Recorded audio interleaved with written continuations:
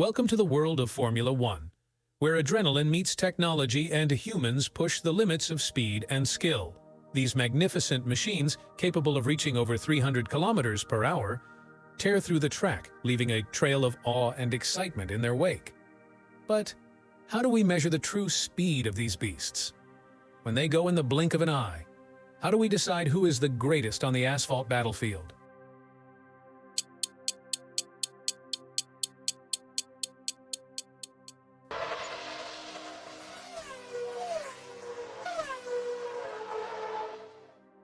In the early days of F1, timekeeping was a far cry from the complex systems we see today.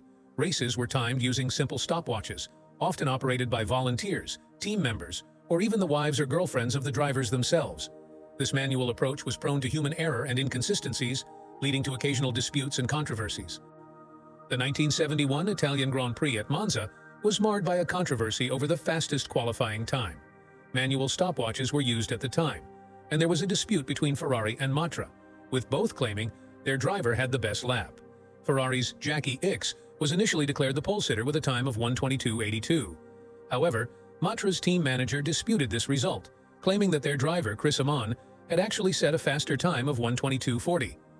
Tyrrell's claim was supported by Matra's timekeeper, Michel Dubosc, who had a reputation for being extremely accurate.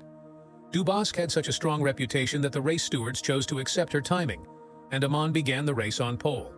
However, the decision was made too late to change the headlines in the newspapers, so Ickx was still listed as the pole sitter in many publications.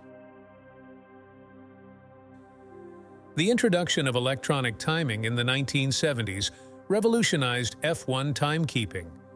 Heuer, which became the official timekeeping system, used the ACIT system to provide much greater accuracy and eliminate the possibility of human error.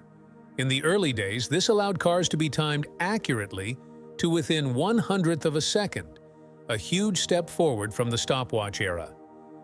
The cars were equipped with tiny transmitters, and each one transcribed a distinct frequency to a stationary antenna at the finish line.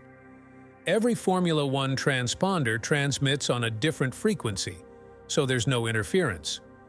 The ACIT system could determine who was first, second, third, and so on, even if several cars crossed the queue at once.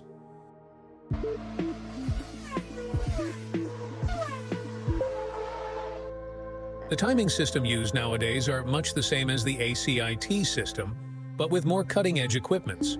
So what difference does these advanced technology make to the accuracy?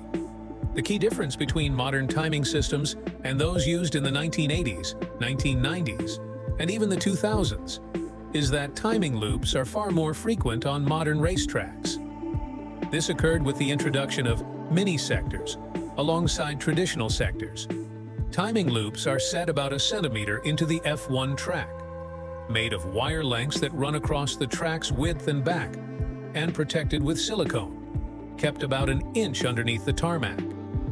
They are spaced out every 150 to 200 nanometers along the track. There are usually 25 timing loops installed around the circuit. When a car passes by the transponder sensor, it triggers the specific loop receiver. Even with such precise timing, drivers competed fiercely in qualifying, particularly for the 1997 European Grand Prix. The fastest 3 drivers, Schumacher, Villeneuve, and Heinz-Harald Frentzen, all had qualifying lap times of 1:21.072. Villeneuve set the pace on his first qualifying run, ahead of the other 2 drivers, and was given pole position with lap times that were identical to the nearest 1,000th of a second. Surprising. If you weren't here, you probably would believe that it was made on purpose. But it makes for a great last race. Yeah, I mean, that was an ideal lap time. Obviously, you'd say everybody would have been able to improve by a couple of thousands to be up front, but then the circuit and other conditions didn't allow it. Throw between Jack and Michael, but it was not possible. But what if the car's main system or transponder is broken? Well, this is not a major concern because there are multiple backups in place to ensure that even if loops are damaged, there will be enough data to determine who won the race and by what margin. Of course, there is a loop at the finish line, complete with a second decoder system as a failsafe and a light beam that spans the track. When an F1 car passes and breaks the beam, the time is recorded. It is powered by a separate source, so even if the entire system failed, the beam would remain operational. The final F1 failsafe is a camera at the finish line, so that even if the beam is broken, the camera can visually confirm the winner. Cameras are not only at the finish line. Every car must be fitted with at least 5 cameras. At the wing mirrors, the sides of the nose of the car, the side engine cover, and the top of their airbox.